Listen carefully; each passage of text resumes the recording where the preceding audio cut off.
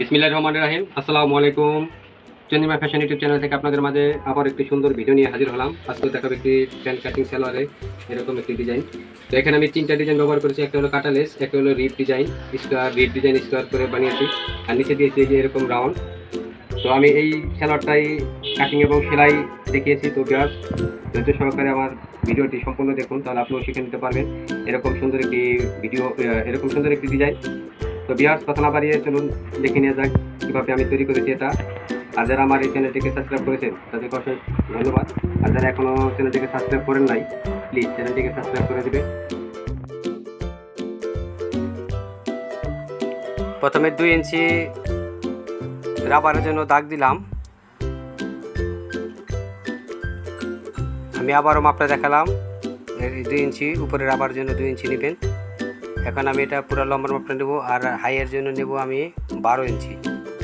12 ইঞ্চিতে একটা দাগ দিলাম, আর 38.5 ইঞ্চি লম্বার মাপটা 38.5 দিলাম।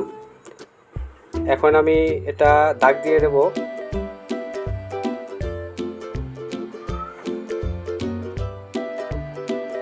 নিচেও দাগ দিয়ে দিলাম। এখন আমি এটা শেপ যে দাগটা আছে, শেপ দাগটা দিয়ে দিচ্ছি। এরকম প্যান্ট কাটিংয়ের সালোয়ারে এরকম সাইড দিয়ে শেপ দাগ দিয়ে দিবেন। তো আমি এখন দিব হলো রাবারের যে মাপটা, এটা রাবার এখানে নিলাম আমি 13.5 ইঞ্চি। আর এই যে মাপটা আছে এখানে হাইয়ের যে এখানে যে লুজ মাপটা, এটা হলো 15.5 ইঞ্চি। 15.5 ইঞ্চি লুজ মাপটা দাগ দিলাম, এবং কাটার সময় আমি মার্জিন রেখে দেবো, বাড়তি মার্জিন। আর পায়ের মোহরির মাপটা হবে হলো 12 ইঞ্চি, তো ডবলে হবে হলো 6। তো আমি এখানে 6 ইঞ্চি দিলাম। এখন দেখাবো শেপ যে দাগটা আছে, শেপ কাট দিয়ে এরকমভাবে স্কেল দিয়ে শেপ দিয়ে নেবেন। শেপ দিয়ে শেপের সাইডে যেই কাপড়টা থাকবে সেলাই মার্জিনটা রাখবেন। এখন আমি এটা হাইয়ের যেই ইয়াটা আছে দাগটা দিয়ে দিলাম। এখন রাউন্ড দাগটা দিয়ে দিচ্ছি। তো আমার এই মাপটা লাগবে হলো 14.5 ইঞ্চি। আমার হাইয়ের মাপ হলো 27.5। তো 14.5 ইঞ্চি আছে। এখন আমি এটা ডিজাইনের জন্য 4 ইঞ্চি কাপড় আমি 4 ইঞ্চি আমি এখানে 4 ইঞ্চি কাপড় বাদ দেব। লম্বা থেকে 4 ইঞ্চি কাপড় বাদ দেব। এখানে দুটো আমার হবে, তিনটা ডিজাইন হবে মোট। একটা হবে কাটা লেস, একটা হবে হলো নিচে রাউন্ড ডিজাইন, আর মাঝখানে হলো রিপ ডিজাইনের একটা ডিজাইন হবে। তো আমি এখানে 4 ইঞ্চি কাপড় বাদ দিলাম। 4 ইঞ্চি কাপড় বাদ দিয়ে এখন আমার মূল লম্বাটা এই যে 8.5। তো আমি 4 ইঞ্চি কাপড় দিয়ে এখন এখান থেকে কিন্তু মার্জিন দিলাম সেলাইয়ের জন্য। আমি কমিয়ে ফেলব। এখন আমি এটাকে আবার আমার সাথে লম্বার সাথে অ্যাটাচ হবে 4 ইঞ্চি ডিজাইন করার জন্য কাটিং করে দেব। তো এই জন্য আমি এটা কমাই কাটলাম, আমি এটা কাটিং করে দিচ্ছি। তো এই জিনিসটা আপনারা খেয়াল রাখতে হবে। এই যে এখন আমি এটা কাটিং করে দিচ্ছি।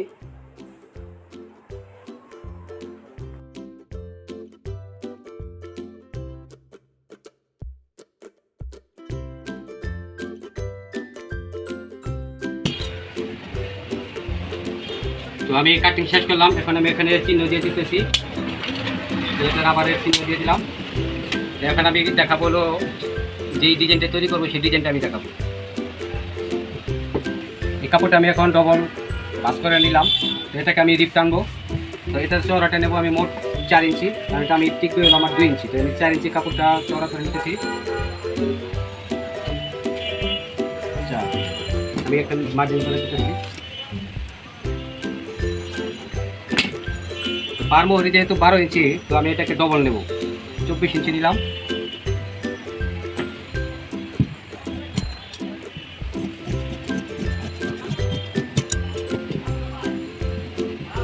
এই যে কাপড়টা আছে, এই কাপড়টার ভিতরে এখন আমি দাগ দিয়ে দেবো।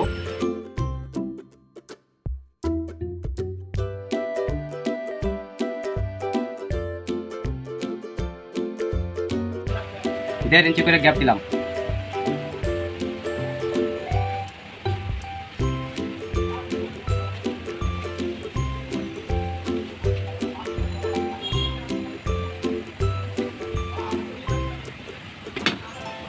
এক পাশে দাগটা দিয়েছি, এখন আমি আরেক পাশে দাগটা দেবো।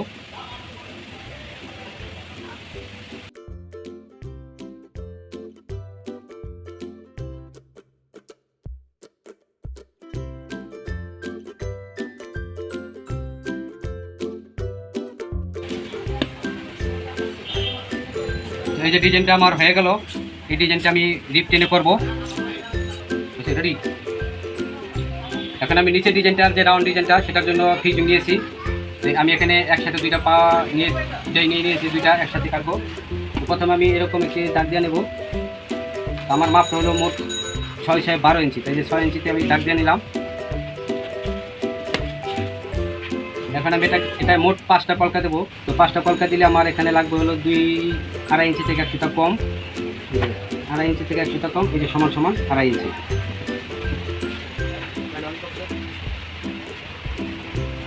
এরকমভাবে দাগ দিয়ে নিলাম। এখন আমি এটাকে রাউন্ড শেপ দিয়ে দিচ্ছি, কলকা দিয়ে ডিজাইনটা সেটা।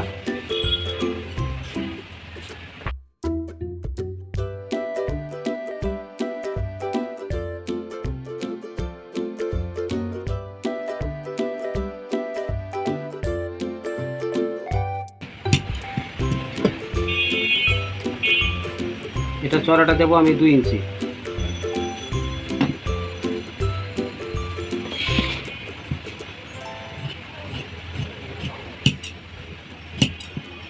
তো এটা আমি আয়রন দিয়ে লাগিয়ে নেব কাপড়ের সাথে। এটা আমি কীভাবে সেলাই করে বানাই সেটাও দেখাবো। এটা আয়রন দিয়ে লাগিয়ে নিলাম, 2 পায়ের জন্য 2টাই লাগিয়ে নিলাম। আমি এখান থেকে এভাবে সেলাই করে করে ডিজাইনটা তৈরি করবো। এই পাশ থেকে এটা বাড়তে হবে, এরকমভাবে লাগিয়ে দেবো। তো দেখতে থাকুন কীভাবে আমি এটা তৈরি করি। এখন আমি এটা চাপ সেলাই দিয়ে দিচ্ছি।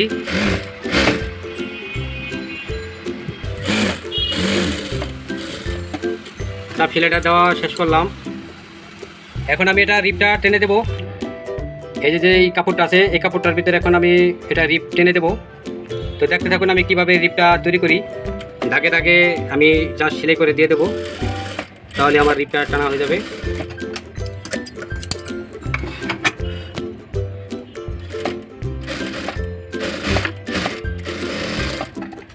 এই যে সেলাইটা দিছি, এই দাগে দাগে সেলাইটা করে দেবো। রিপটা টানার পরে, সেলাই করার পরে যে এরকম একটি সুন্দর ডিজাইন হয়েছে। তো এটা আমি 2 ইঞ্চি পরিমাণ রাখবো, 2 ইঞ্চি চড়া দেবো।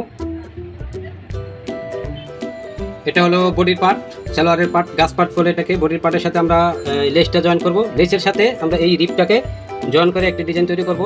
আর নিচে আরেকটি ডিজাইন হবে, সেটাও আমি দেখাবো। তো দেখতে থাকুন আমার চ্যানেলটিকে।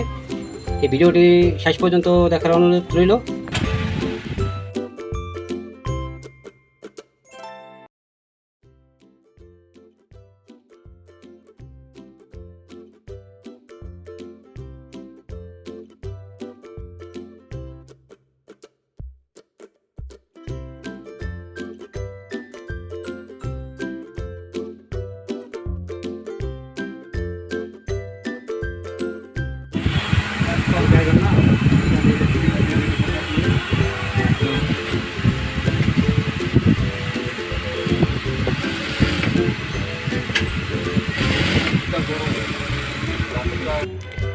এখন আমি নিচের যে রাউন্ড ডিজাইনটা আছে, এই ডিজাইনটা তৈরি করে দেবো। এই যে রাউন্ড আছে, এই রাউন্ড সেলাই করে এই যে এখানে আমি 2টা কাপড় নিয়েছি, এই 2টা কাপড় দিয়ে পাকা করে দেবো। এখানে এক মাথা পাকা করে দিয়েছি, চাপ দিয়ে বাড়তি করে লাগিয়ে দেবো।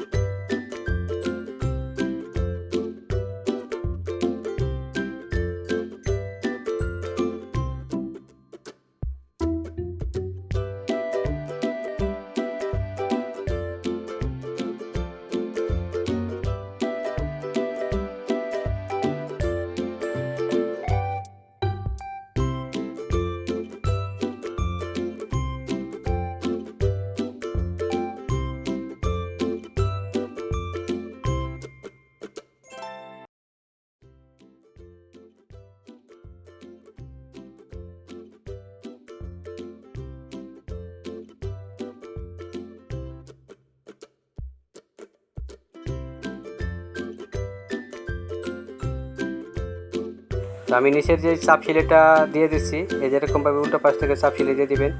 এখন আমি সাইডের প্রথম যে হাই সেলাইটা হয়, এই হাইয়ের সেলাইটা দিয়ে দিলাম। এখন আমি নিচের যেই সেলাইটা আছে সেই সেলাইটা করে দেবো। এটার পার মুহুরি হলো 12 ইঞ্চি। তো তো এটা এখন আমি এই মাথা থেকে এই মাথা পর্যন্ত সেলাই করে দিলে আমার কিন্তু সেলাই শেষ হয়ে যাবে। তো আমি এটা সেলাই করার পরে রাবার লাগাইলে কিন্তু সেলাই শেষ হয়ে যাবে। তো আমার এখানে অনেক রাবার লাগানি আমি দেখিয়েছি, আমার চ্যানেলে অনেক ভিডিও আছে রাবার লাগানি।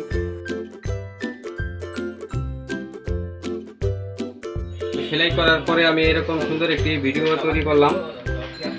তো আমার কমপ্লিট করার পরে এই যে এরকম সুন্দর একটি ভিডিও হয়েছে। তো ভিউয়ার্স, আমার এই ভিডিওটি কেমন হলো লাইক করে কমেন্টস করে জানিয়ে দেবেন, আর লাইক দিবেন।